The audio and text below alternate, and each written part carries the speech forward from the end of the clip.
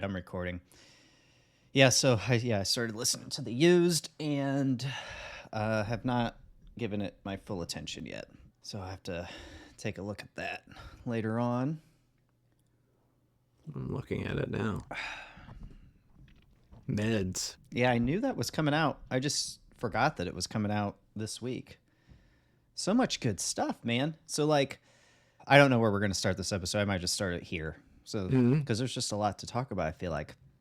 The Dangerous Summers, Gravity, was just released, that album. The story so far with I Want to Disappear.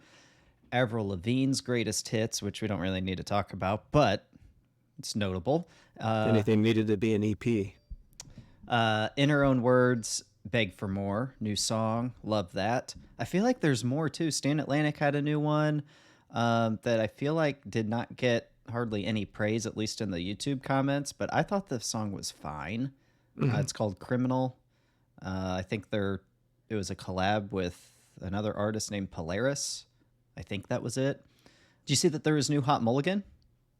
I didn't, not yet. I did notice the new Day to Remember track. Did you? I think.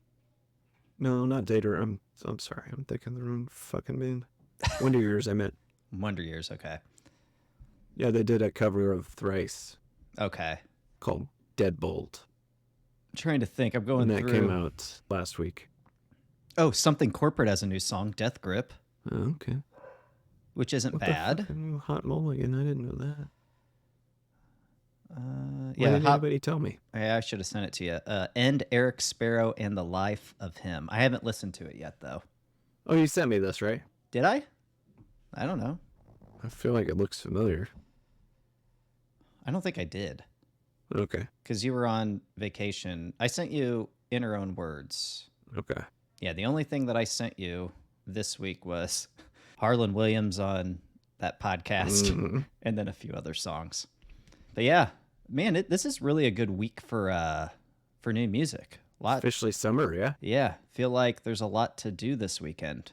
So yeah, guys, I guess we're just starting the podcast episode now, but suck on this. Yeah, there's a lot of new music. We're recording this on Friday at 10 till noon Central Time. So we've had only a few hours to digest some new music.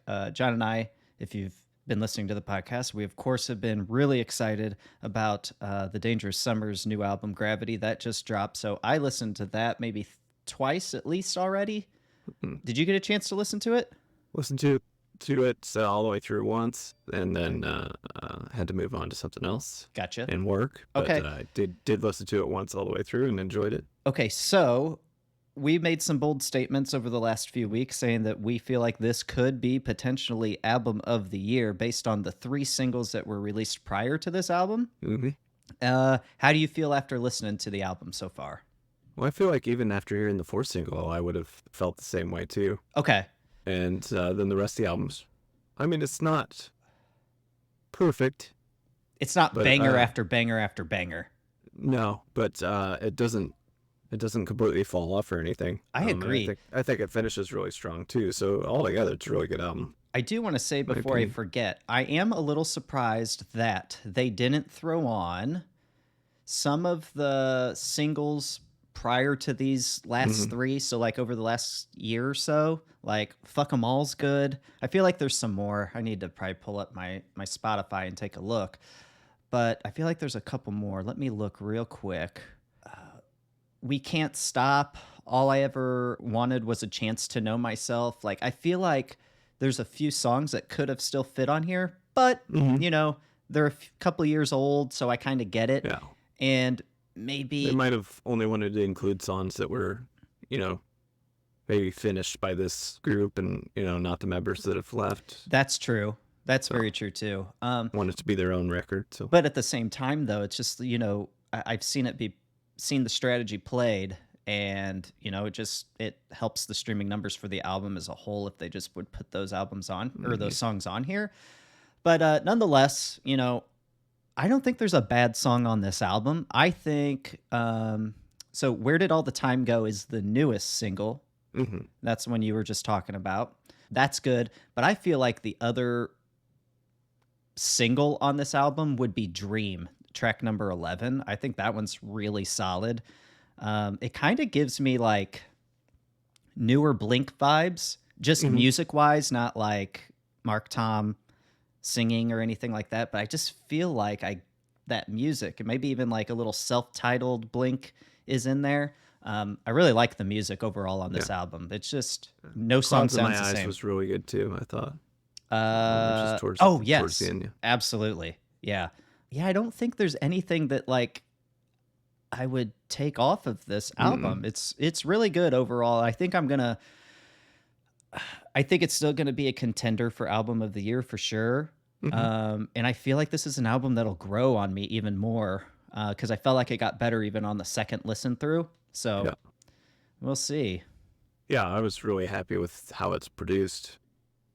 Yeah, it sounds great. Natural sounding to me. It's not, especially when I played it and then listened to the story so far afterward. Just the difference in sure. Dynamics from one to the other. Yeah, I started listening to the Story So Far's new album today.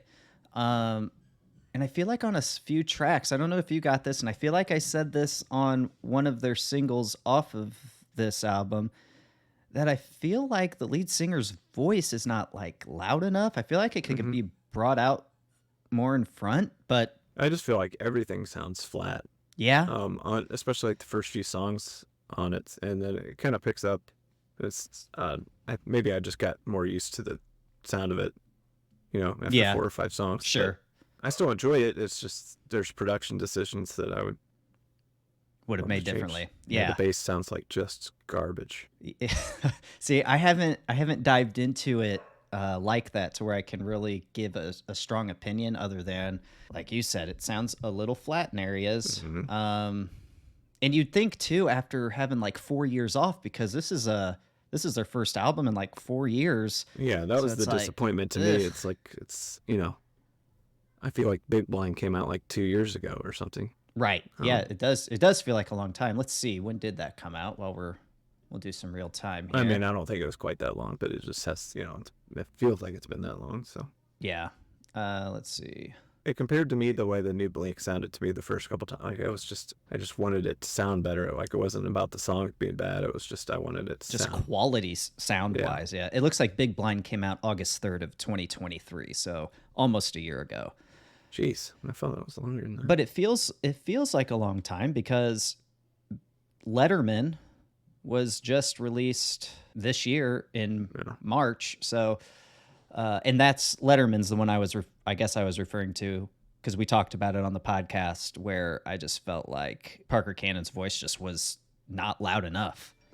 Definitely going to have to dive into this album a little bit more because I do, man, Letterman was solid. Big Blind was solid. So, and the newest single was probably my favorite of the three, but yeah, what was that? I didn't hate listening to it or anything like that. It was just, I'm just coming off of listening to The Dangerous Summer. It's like, it's a big difference in sound. Yeah, it doesn't sound old, and it doesn't sound, it just sounds familiar in a good way. Yeah, I get you. That makes sense. Like when you hear something and you feel like you've already heard it before, but you haven't, that kind of feeling. What do you think of the In Her Own Words? They're finally back. I feel like it's been a couple years since we've heard from them. They have a new song called Beg for More. I need to listen to it, I'll be honest, and then I can have an opinion. I think if you liked the last album or liked some of the songs on the last album, you're going to like this because it's a little bit of the same stuff. And that's, not a bad thing, of course, but I like that they're still staying true to their sound right now. And it's my understanding that I had heard that some members had left the band, and it sounds like there's only 2 members left, lead singer and somebody else, I'm not sure who. So a lot of fans on Reddit are a little concerned about how the band's going to sound going forward. I don't know if the news I have is shareable yet.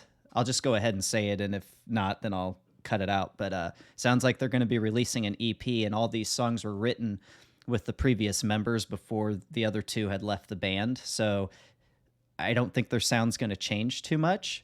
but maybe we could get one of the guys on the podcast to kind of talk about that and see where they're going. So we'll see. So this new EP that's coming out, it's going to be typical in her own words, I assume, but I'm interested to see what's going to happen after the fact. So yeah, hopefully it's not I don't like when bands change their sound too much, but who knows?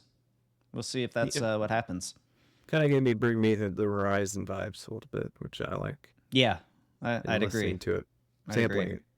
Let's see, John. Was there any other? Did you listen to The Used at all, or no? I haven't had that. I didn't realize they put a new album out. Yeah, just found that out too. So, lots of listening that needs to go down. Guys, let us know on the socials what your favorite release was this week. Lots of singles, lots of albums dropped in the scene. So, I'm sure I'm missing some. I haven't even gone through the list of what's been released today. So, normally that's what I do on Fridays, but since we're doing this podcast episode a little early, I'm a little behind. Mm-hmm. Somebody posted something very nostalgic. Where at? Reddit? To me, touching on The Used, it was when they were on TRL and they like took over a whole episode of TRL. The Used did? Yeah, it was right when their first album was hitting. No way. They did like 4 or 5 performances on MTV, I think. Holy cow. I didn't know that they had that kind of exposure. Yeah, I have it on cassette tape somewhere, or VHS. Oh, I'd love to see that. Is it on YouTube? Oh, yeah. Okay, I'll have to look that up. Sweet. Yeah, they do 4 or 5 tracks from that first record, I think. Okay. Yeah, they were a big deal. I just didn't... It's like they came out of nowhere, too. I know. Dude, that was just such a great time for music, though. Mm-hmm. There's so many good bands. 2002, 2000. I think it was from 2003, but I feel like I started hearing about them at the end of 2002. Yeah, that could be right. I mean, I was obsessed with The Taste of Ink. I just thought that was oh my God, an earworm of a catchy song. Like, that's one of the top scene songs of all time. Has to be. I don't think people talk about Buried Myself Alive enough. I think. Oh my God. The song? Yeah. That's a banger as well. Jeez. So much feeling. Like, I talk about AJ Perdomo from The Dangerous Summer having such one of those voices that is just, you could feel what he's singing. But same with Bert, man, especially on those first few albums. I feel like with the new one with AJ, they're kind of embracing the grit in his voice a lot. Like they just allow it to live, and it just... That's what I mean. You just feel it a little bit more. I feel like that's it. I feel like that's the secret ingredient, Yeah, there's something about hearing somebody's natural voice and just it's not to say it's bad, but there's imperfections, and that's okay. Oh, and I remember hearing speaking of imperfections, hearing a Dave Grohl interview, and he goes back to when, bands would record to tape, and there wasn't Pro Tools, there wasn't you couldn't make anything sound really perfect, Yeah. And he goes back to basically saying, I love the imperfections. I love the little tiny mess ups, or maybe it wasn't right on time, the time signatures or whatever, because that's what really makes a song, and it adds feeling to the song. And I can't agree more. It seems like nowadays with a lot of songs, and it's just the nature of the beast nowadays, but everything sounds perfect. Yeah. It's almost like... That's not to say if they had those tools back then, they wouldn't have been doing the same thing. It's just they didn't have it, so... Right. But I do feel like that songs back in the day, I would even say early 2000s and backwards, just had more feeling. Mm-hmm. I don't know. You could just actually feel the music, feel it. I don't know. No, I feel the same way about the live sets that we're seeing now, just because it seems like everybody's just plugging into one system and no amps on stage, and there's just let me hear a little feedback. Yeah. Oh, and you know what? Not to toot our own horn or anything like that, but what just came to mind is on our first album that we recorded as Yeti, there's one song. What's the song that ends and it goes da-na, da-na, da-na, da-na. What is that song? I'm gonna have to look it up real quick, and I'll cut all this part out. But I can't remember. I was thinking, like, if I tried to play songs now, I don't know that I remember the parts anymore. I think you would. Like I would have, like, 5 years ago. Is it? It's not. Who knows? It's not someone else. Straightforward, maybe. That sounds right. No, it's not that one. It'd be taxes. Taxes. Oh yeah, it is taxes. So if you go to like right at the 255 mark, you can. I'm doing the da da da da da, but at the end, it's like you can hear me hitting like the G string. I think is getting caught, and it's going da da da.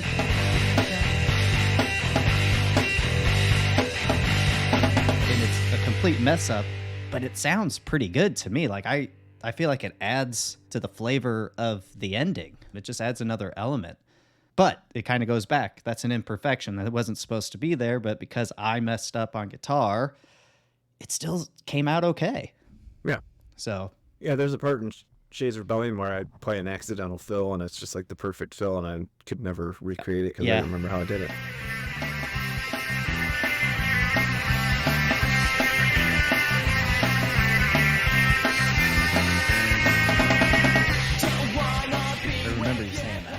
But yeah, it's just it just adds a little bit more feeling. So yeah, not to say we need to go back to that. To kind of that kind of palm muted kind of feedbacky kind of harmonic sound. It's good. But I would like to see, not that we need to go back to that sound or that type of the way of recording, but man, if it's not perfect, don't worry about it. Just it's probably great and perfect how it is and how it just comes out. Yeah, sometimes the first take is the best take. Absolutely. Kind of did you see that I sent it to you? Blink-182 just played a brand new song called Can't Go Back at one of their recent shows. It sounds good. I'll leave it in the comments below, guys. So not comments, in the show notes. Did a boxcar track and a plus 44 track. Also. Yeah. Looks like they played... And they played M&M's for the first time since 2016 and the first time with Tom since 2013. Like you said, they played plus 44s when your heart stops beating, and then they played Boxcars There Is. So that sounds like that would have been a fun show to go to. It's got some Angel and Airwaves vibes to it. It does. And it sounds like new Blink too. I'll say that. And self-titled Blink vibes as well. I feel like it's got all that. I really like it. I really want to hear a studio version of it. And you can tell there must be a studio version already because you can hear like backtracks. Yeah. Like piano or synth or something. So that makes me wonder, is there a new Blink coming? Because I saw Tom said in a recent interview that they're going to take off. I think, a few months after this tour wraps up. So I think the tour wraps up in 2025. I could be wrong. That sounds like a long time from now, but yeah. That's not bad. Yeah, it sounds really good. I think you guys should go definitely check that out. All right, John. So for some news, I thought for fun, we would talk about Alternative Press's recent list of the 5 best emo vocalists of all time. And we graded another list of of alt presses a few weeks ago, or I guess a couple months ago. Were we kind? Probably. I can't remember what we even did. But anyways, expect anything else. I thought we would grade this one as well. So 5 best emo vocalists of all time. We'll take a look at the list, see if we agree, see who's missing, see who shouldn't be on the list, whatever. What do you think? You good? Oh, let's do it. All right. So the article reads, who's the greatest emo vocalist of all time? It's a difficult question with dozens of options. The music has evolved in the ensuing decades, never the same between generations, and made way for a lot of top-tier singers who've made their own distinct mark on the genre. Naturally, we turn to our readers and ask them to name the best emo vocalists, regardless of era, and these are their top picks, ranked accordingly below. So, Alt Press asks their fans, their readers, who do they think is the best emo vocalist of all time? And here we go. I already know one that's probably should be on there and won't. Okay. Because of being so problematic. And Jesse from Brand New should be on there and probably is not going to be on there. Okay. Well, let's see. At number 5, we mentioned him at the top of the show already, Burt McCracken. They said, while it's debated if the Used are really considered emo. See, that's the thing, too, with this list. They were definitely adjacent. I'd say he's fine to be on this list, and I think he deserves to be on this list, but emo is almost, can be at times subjective. So I guess when we add our thoughts to this, maybe we should kind of keep that in mind. But it does go on to say, while it's debated if the Used are really considered emo, Burt McCracken definitely delivers anguished, high-octane performances that stack up against some of the genre's classic songs. Across 9 studio albums and a forthcoming B-Sides LP, the band have managed to remain fairly unclassifiable, mixing post-hardcore, emo, and pop-punk, among others, into a dizzying spell that's just as potent as the day their self-titled debut dropped in 2002. The Taste of Ink, a standout from that LP, embodies the 2000s mall emo era and continues to be a setlist staple to this day. Can't agree more. I think Burt McCracken deserves to be on this list. All for the reasons we mentioned at the top of the show. You could feel what he's singing, and he's got that voice that if you hear it, you know it's the band, which I think is a great trait for every band to have. Yeah. And he really destroyed his voice. I mean, with those first few albums and having to tour him, I think. Yeah, I don't know that he actually screams anymore. I don't think he could. I think he's got somebody, I think like one of the guitar players screams now, at least from videos I've seen. Yeah, I don't think like Buddy from Senses Fail doesn't scream really anymore either. I think he can't do it either. Yeah, and I wonder if they like... Never could sing anyway. But... Yeah, I know. You're going to get some shit. No, I have before. I know. I have a slightly infamous YouTube comment about it. I do wonder if those guys who can't scream anymore, if maybe they had the wrong technique back in the day. I imagine they probably did. Yeah, what do they do when they stub their toe now? I don't know. That's a good question. They just sing. They just sing. Let it out in song. All right, coming in at number 4 on the list is Patrick Stump. So it says, Fall Out Boy are a lot more influenced by pop these days, but no matter the era, Patrick Stump has always possessed an inimitable style. Influenced by the Get Up Kids and Saves the Day, he uses his soulful, gigantic voice to increase the drama and atmosphere, which is aided by Pete Wentz's evocative lyricism. Stump's belts are as iconic as the band's biblically long song titles, and if you ever listen to their isolated vocal tracks, you'll get why readers included him in this list. Yeah, I don't disagree. I think Patrick definitely deserves to be on the list. I have no qualms about that. What about this one, John? Coming in at number 3, Anthony Green. Says Anthony Green was named the best post-hardcore vocalist, but our readers decided he was worthy of this title too. Between his many bands from 2000s outfits, Seosin, Circa Survive, and The Sound of Animals Fighting, to his latest venture in the supergroup LS Dunes, plus his gut-wrenching solo material. Green is a versatile singer who's able to adopt and blur multiple styles into his own unique vision. He also tackles addiction with fearlessness and empathy, letting others know they're not alone through his striking lyricism. I don't know. I guess that's okay. I'd have to listen to more of his songs. I'm trying to place when he was in Seosin. I mean, early 2000s? Yeah. Has to be. I could see that. I wouldn't say it was the best, but yeah. But I see what they're saying. I think it just made me think of another one I would throw on the list too. But I never got into his bands though, so I don't have a lot of experience with his vocals, I guess. So I don't know. Sure, I'll just say sure. But if I can think of anybody else, I would probably throw him off the list. All right, coming in at number 2. Wait, who would you add instead of him? Well, they might be on the list. Okay, fine. Number 2, Hayley Williams. It can be argued that Paramore are more pop-punk than emo, at least in their earlier days. But either way, Hayley Williams has left an immeasurable mark on the genre as a whole. What did you say? I would argue the same, that they're not emo. But... Yeah, but then again, I don't feel like they're pop-punk either. Another pop. You think they're just more pop rock than anything? Mm-hmm. Okay, I could see that. It goes on to consider Avril Lavigne pop punk either. I mean, she's just pop. Paramore is way more rock than Avril Lavigne is. Correct. For sure. Pop rock then. But, you know, Paramore definitely fell into the emo scene. So, I mean, I get why she makes the list. And I feel like you do have to have a female on here. Because I truly, whenever I think of, and I was just having this conversation with my 9-year-old daughter, like, who's your favorite singer? She was asking me who my favorite singer is. No men ever come into mind when I'm trying to think of my favorite vocalist ever, because I just feel like naturally women have a better voice, an easier to listen to voice. It's prettier, it's soothing, you know.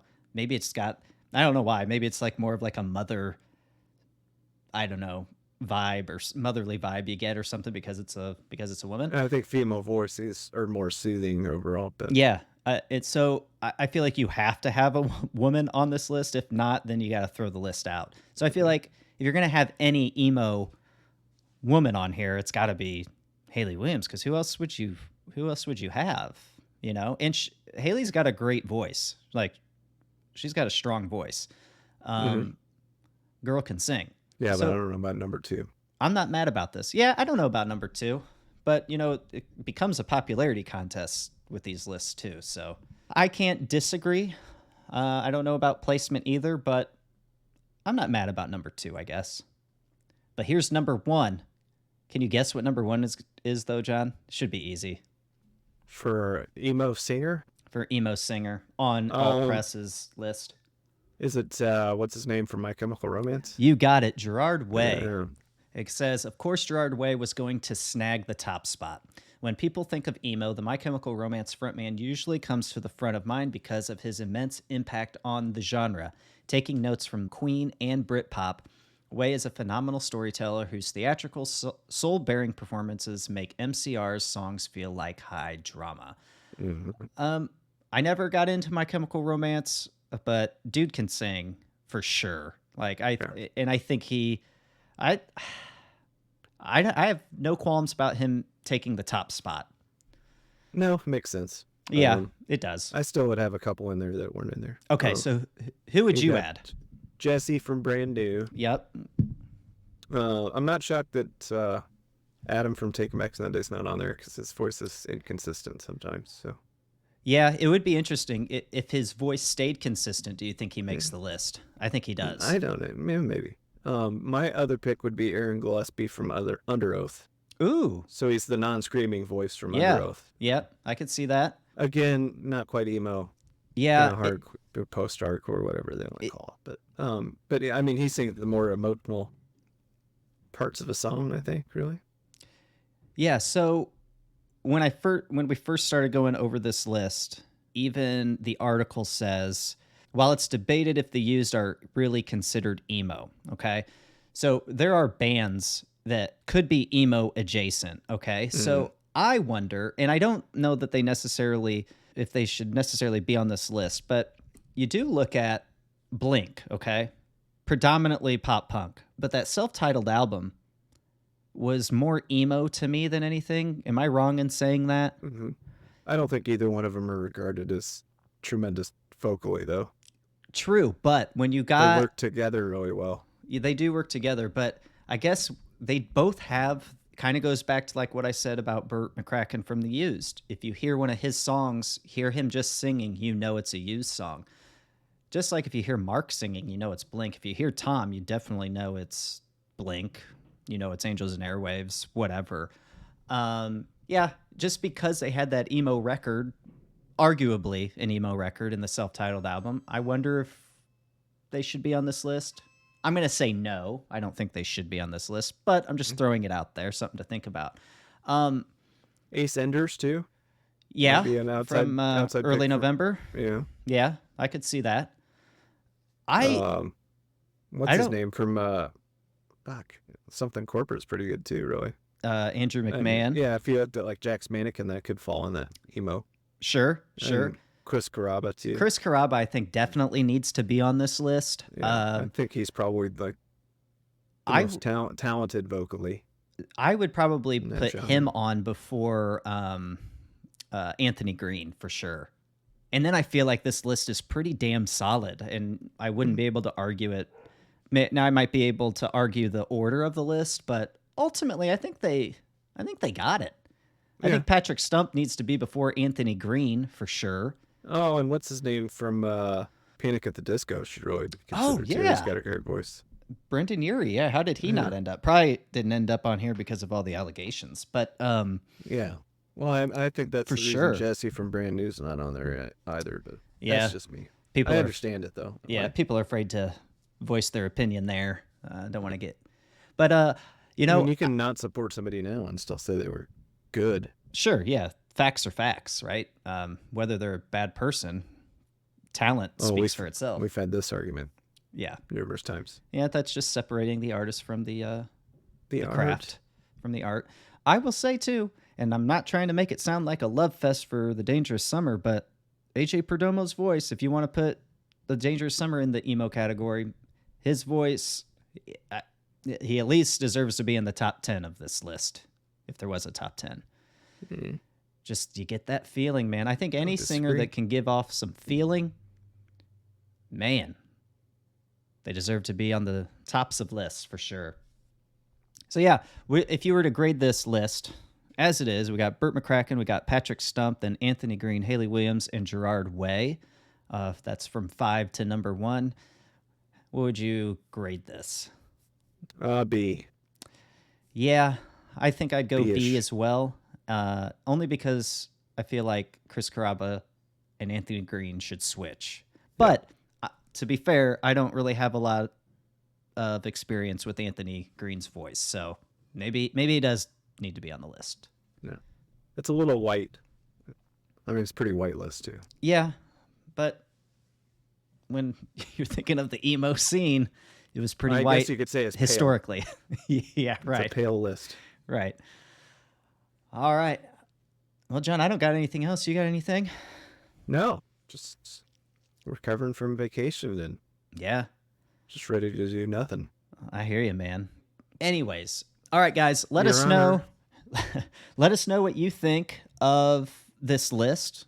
Let us know what you'd grade it, and let us know on the socials. All right, guys, that'll do it for this episode. So thank you so much for tuning in. If you're really digging our show, please consider helping us spread the word and leaving us a review in Apple Podcasts and or on Spotify. A 5-star review would be greatly appreciated. And please let us know what you like most about this show and what you'd like to hear more of. So with that, thanks again. Remember, spread love. Peace.